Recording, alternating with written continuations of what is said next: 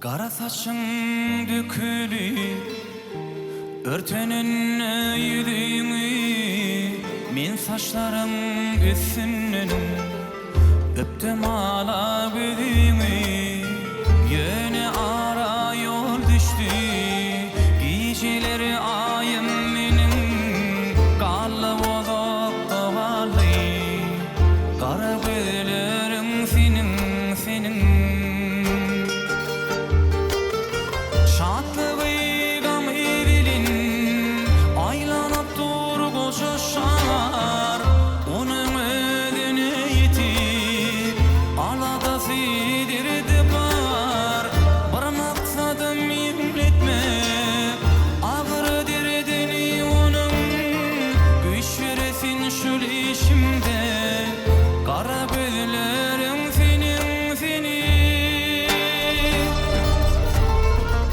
Maksadım yetme, ağır dirdini onun, güç veresin şu işimde. Kara bölerim senin, senin.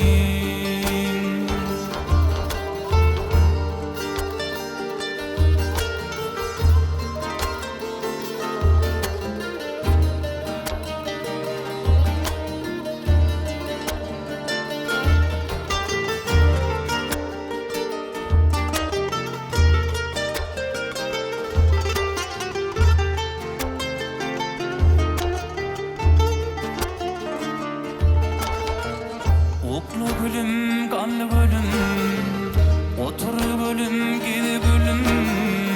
Şakada kıy alma, yanağın itsin şalım.